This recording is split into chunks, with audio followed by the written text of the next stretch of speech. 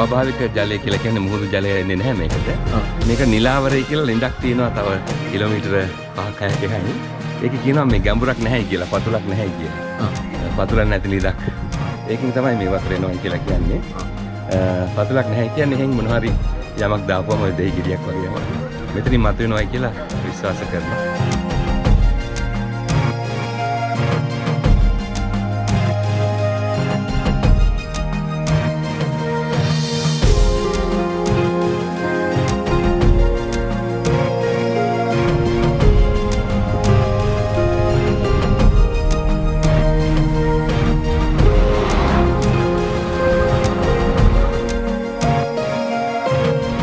අපි දැන් ඇවිල්ලා තියෙන්නේ අර පතුල නොපෙනෙන ලිඳ බලන්න.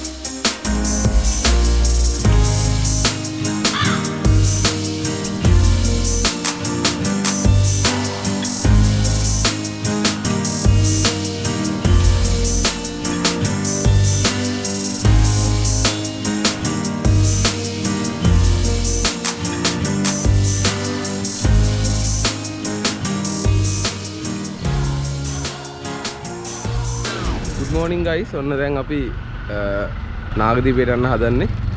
අපි ඉන්නේ කුරිකට්ටුවාන් වල ජැටිය ළඟ. මෙතන නතර වෙනවා නම් මේ ඔය පිටිපස්සේ තියෙනවා අර ඈත වලට පේනවා ඇති. එතන එක රූම්ස් තියෙනවා. නතර වෙන්න පුළුවන්. 1500 ඉඳන් තියෙනවනේ. ඔව් 1500 ඉඳලා තියෙනවා. ඒ කියන්නේ ගොඩක් නැහැ. ඉන්න තැන් ගොඩක් නැහැ. ගෙස්ට් හවුස් දෙකක් වගේ තමයි තියෙන්නේ. මෙතන ඉන්න පුළුවන් නොමිලේ. ඕඩ් වෙනයි මෙතන. නොමිලේ ඉන්න පුළුවන්. මේක නිකන් අම්බලමක් වගේ. මේ පැය භාගයට වගේ බෝට්ටු තියෙනවා නාගදීපේට නේද? ඔව් 6:00 ඉඳලා බෝට්ටු තියෙනවා. ඔව්. ඩෙල්ෆ් අයිලන්ඩ් එකටත් මෙතනින් තමයි බෝට්ටු ගන්න ඕන. මේ කෑම කයවන් පස්සේ ෆ්‍රී හම් වෙනවා සව් කංචිනේ. සුපිරි. එළවලු රොටි ගත්තා. රෝල්ස් ගත්තා. වතුර බෝතලයක් ගත්තා.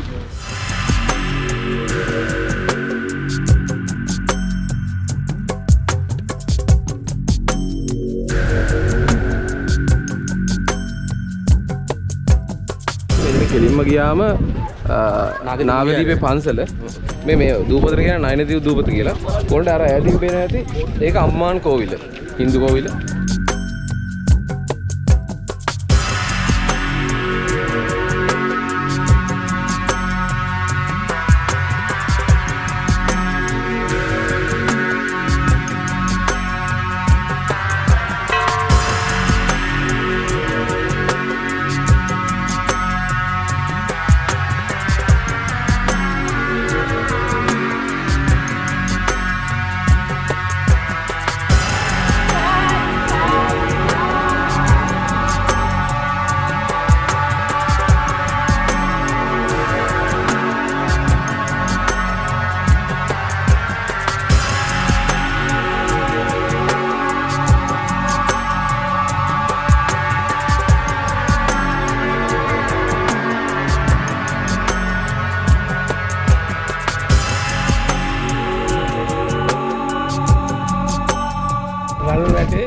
මේ පඳුරු ගැට ගහන්න එපා පොඩි ගැට ගහන්න එපා කියලා. නමුත් මේ මිනිස්සු ගිහිල්ලා කෙලින්ම ගැට ගහන්නේ බෝල්ඩ් එක ගාම ගැට ගහන්නේ. මේක බල බලා ගැට ගහන්නේ. දැන් අර බෝධිය තියෙනවා මේ සුදු බෝධිය තියෙනවා. ඒකෙත් කොළ ගන්න මේ කඩන්න එපා කියලා බෝල්ඩ් දෙකක් දෙපැත්තේ ගහන්නේ. ඒත් අපේ මිනිස්සු කවදාකවත් හදන්න පුළුවන් මිනිස්සු ජාතියක් නෙමෙයි.